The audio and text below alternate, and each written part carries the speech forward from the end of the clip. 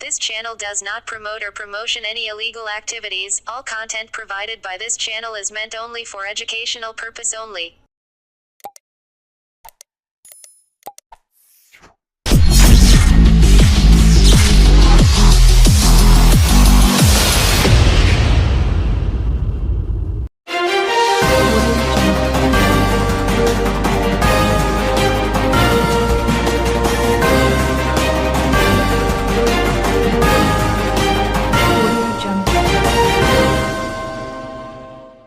চোখের সামনে মাকে খুন হতে দেখেছিল 6 বছরের ছেলে।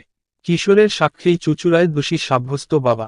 স্ত্রীকে খুনের মামলায় স্বামী শেখ নজিবুলকে বুধবার দোষী সাব্যস্ত করেন হুগলি জেলা আদালতের তৃতীয় অ্যাডিশনাল সেশন জাজ কৌস্তব মুখোপাধ্যায়। এই মামলায় বৃহস্পতিবার সাজা ঘোষণা হল। 6 বছরের ছেলের সামনেই মাকে বালিশ চাপা দিয়ে খুন করেছিলেন বাবা। ঘটনার 9 বছর পর চুঁচুড়া আদালতে বাবা দোষী সাব্যস্ত হলেন সেই ছেলের সাক্ষী। বৃহস্পতিবার এই মামলার রায় ঘোষণা করেন বিচারক। আদালত সূত্রে খবর, ধনিয়াখালী থানার অন্তর্গত জামাইবাটি কাপগাছি গ্রামের বাসিন্দা শেখ নজিবুলের সঙ্গে 2006 সালে ধনিয়াখালীর চোখ সুলতান গ্রামের সাবিনা বেগমের বিয়ে হয়েছিল। তাদের 2 সন্তান হয়, এক ছেলে ও এক মেয়ে। বিয়ের কয়েক বছর পরে এলাকার এক মহিলার সঙ্গে বিবাহ বহির্ভূত সম্পর্কে জড়িয়ে পড়েন নজিবুল। এই নিয়ে স্ত্রীর সঙ্গে অশান্তি চলছিল। তা চরমে ওঠায় 2015 সালের 25 অগাস্ট রাতে বালিশ চাপা দিয়ে স্ত্রীকে শ্বাসরোধ করে খুন করেন তিনি। 2 সন্তানের সামনেই গোটা ঘটনা ঘটে। তখন 6 বছরের ছেলে সাহিল বাবাকে বাধাও দিতে গিয়েছিল। পরে সাবিনার বাবা মতিয়ার রহমানের অভিযোগের ভিত্তিতে নজিবুলকে গ্রেফতার করে ধনিয়াখালী থানার পুলিশ।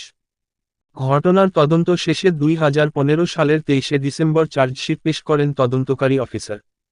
অভিযুক্তের বিরুদ্ধে 498 এ 302, 201 ধারায় মামলা হয়।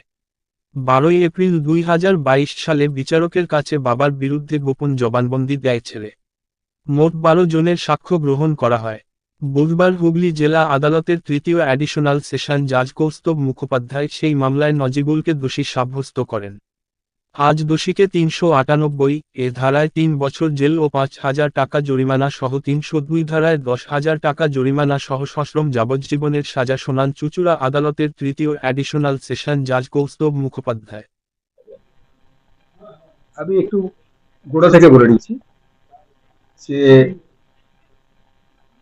এই ধনিয়াখালী থানার সুলতান চক সুলতান গ্রামের জনৈক মতিয়ার রহমানের মেয়ে সাবিনা বিবির সঙ্গে ওই কাকগাছি, ওই একই থানার অন্তর্গত কাকগাছি গ্রামের শেখ নাজিবুলের বিয়ে হয়েছিল 27 বৈশাখ 1413 সালে। অর্থাৎ সেটা আমাদের ইংরেজি ক্যালেন্ডার অনুযায়ী হবে 2006 সালের এপ্রিল অথবা মে মাসে। বিয়ের পরে তারা কিছুদিন দুজনে ভালোভাবে ঘর সংসার করেছে এবং তাদের বিবাহিত জীবনের 2টো সন্তান আছে, একটি ছেলে একটি মেয়ে। কিন্তু এই যে সাবিনা বিবিকে 15/2015 তারিখে তার স্বামী, অর্থাৎ ওই যে যাকে বললাম শেখ নাজিবুল, তাকে নৃশংসভাবে হত্যা করেছিল। এবং হত্যার কারণটা কি? এই তাকে হত্যা করার বছর 3 আগে থেকে ওই গ্রামেরই একজন মহিলা টুসি বেবি তার নাম, সেই টুসি বেবির সঙ্গে আমাদের তদন্ত যা এসছে, টুসি বেবির সঙ্গে তার একটা বিবাহ বহির্ভূত সম্পর্ক সে গড়ে ওঠে এবং সেইটা সাবিনা বেবি জানতে পেরে তার বাবাকে জানায়। বাবা গিয়ে এবং সেই ঘটনার পরিপ্রেক্ষিতে তার উপরে শারীরিক নির্যাতন হয়। বাবা গিয়ে ধনিয়াখালী থানায় জিডি করে এবং পরবর্তীকালে ভেবেছিল যে স্বামী স্ত্রীর ব্যাপার, আর বেশি কিছু করার দরকার নেই, তাদের নিজের মধ্যে ঠিকঠাক হয়ে যাবে। কিন্তু সেটা ঠিকঠাক হয় না। ওই 15/2015 তারিখে রাত্রে যখন ওই সাবিনা বিবিকে দিয়ে তার স্বামী শেখ নাজিবুল তার 2টো ছেলে এবং মেয়েটার বয়স ছিল তখন 2 বছর, ছেলেটার বয়স ছিল তখন 4 বছর, তারা একই ঘরে ছিল।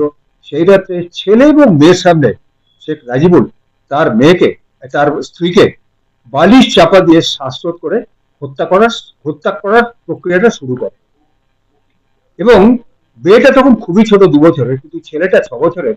সে তার অতটুকু ছেলের যতটুকু শক্তি সেই শক্তি দিয়ে তার বাবাকে প্রতিহত করার চেষ্টা করে, পা দিয়ে বাবাকে সরানোর চেষ্টা করে, কিন্তু সে সক্ষম হয় না, কারণ কতটুকু ছেলে বসে 6 বছর। যাই হোক, সাবিরা বিবি এইভাবে শ্বাসরোধ করে তার শ্বশুর বাড়িতে, অর্থাৎ যা বললাম নাজিবুলের বাড়িতেই তাকে হত্যা করা হবে।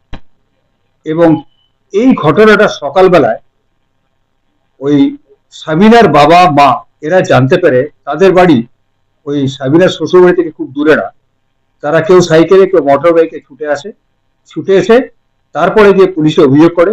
পুলিশ অভিযোগ করার পরে সে একই দিনে শেখ নাজিবুরকে পুলিশ অ্যারেস্ট করে।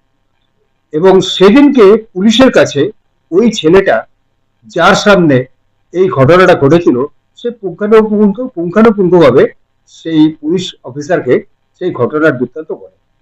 পরবর্তীকালে তাকে লন্ডন ম্যাজিস্ট্রেটের কাছে হাজির করানো হয়, পুলিশ হাজির করে। এবং সেই বাচ্চা ছেলেটি, ওইটুকু বাচ্চা ছেলে, তার সামনে যে ঘটনাটা ঘটেছে ম্যাজিস্ট্রেট কাছে এসে ঠিক একই জবানবন্দি সে দেয়। পরবর্তীকালে এই মামলায় চার্জশিট হয়। চার্জশিট হওয়ার পরে 13 জন সাক্ষীকে চার্জশিটে সাক্ষী হিসেবে দেখা হয়, কিন্তু সরকার তরফ থেকে 12 জনকে এই কেসের, সেই 13 জনের মধ্যে 12 জনকে তাদের সাক্ষ্য গ্রহণ করা হয়। এবং সবচেয়ে যে মজার ব্যাপার হচ্ছে, এই যে বাচ্চা ছেলেটি, সে তখন 6 বছর ছিল, সে তখন পুলিশের কাছে এবং ম্যাজিস্ট্রেটের কাছে যা যা বলেছিল, এই যখন সে সাক্ষী দিতে হলো তখন বয়স তার 13 বছর।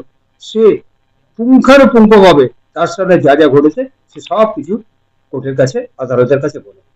সমস্ত বিচার প্রক্রিয়া শেষ হয়। বিচারের পরে সাক্ষী সাবর সব দেখে মহামান্য জজ সাহেব, যিনি হচ্ছেন আমাদের হুগলি জাজশিপের 3য় অতিরিক্ত জেলা জজ, ওনার নাম হচ্ছে শ্রীযুক্ত কৌস্তব মুখার্জি, তিনি কালকে নাজিবুলকে দোষী সাব্যস্ত করেন এবং আজকে তার কি সাজা হবে তার উপরে শুনানির দিন ছিল। তা আমার তরফ থেকে, সরকারের তরফ থেকে আমি আদালতকে বোঝানোর চেষ্টা করেছিলাম, একটা বাচ্চা ছেলে এবং বাচ্চা মেয়ের সামনে তার মাকে নৃশংসভাবে যেভাবে হত্যা করা হয়েছে সেটা একটা বিরলতম ঘটনা। এবং আর একটা জিনিস আমি আদালতের কাছে পেশ করেছিলাম এইটা, যে যেদিন থেকে এই ঘটনা ঘটেছে সেদিন থেকে বাচ্চা দুটোর নানা এবং নানি, অর্থাৎ দাদু দিদিমা, অর্থাৎ সাবিনার বাবা মা, তারা তাদের নিয়ে গিয়ে তাদের পর্যাপ্ত পরিমাণে দেখাশুনো করছে এবং তাদের সেদিক থেকে কোনো রকম অভাব তারা রাখেনি। সুতরাং আমার আরো বক্তব্য ছিল যে যেহেতু দুটো বাচ্চা আছে, কিন্তু সেই বাচ্চা দুটোকে এই আসামি জামিনে মুক্ত পাওয়ার পরে আমাদের সাক্ষীতে এরকম কিছু আসেনি যে সে একবারের জন্য সেই বাচ্চা দুটোকে তার কাছে নিয়ে আসবার জন্য চেষ্টা করেছিল, অর্থাৎ বাচ্চা দুটোকে সে ভুলে গেছে। তো এমতো অবস্থায় এটা একটা বিরলতম বিরল, সেই কারণে আমি ফাঁসির আবেদন করেছিলাম, মৃত্যুদণ্ডের আবেদন করেছিলাম। কিন্তু মহামান্য আদালত সবকিছু বিচার বিবেচনা করে উনি এই সিদ্ধান্তে এলেন যে এটা বিরলতম কেস হচ্ছে না, সেই জন্য তিনি আজকে সাজা ঘোষণা করলেন। এখানে দুটো সেকশন ছিল, দুটো ধারায় কেসটা হয়েছিল। একটা হচ্ছে বধূ নির্যাতন 498A, সেই ধারাতে তার সাজা হয় 3 বছর এবং সেই সঙ্গে 5,000 টাকা আরো জরিমানা তাকে দিতে হবে।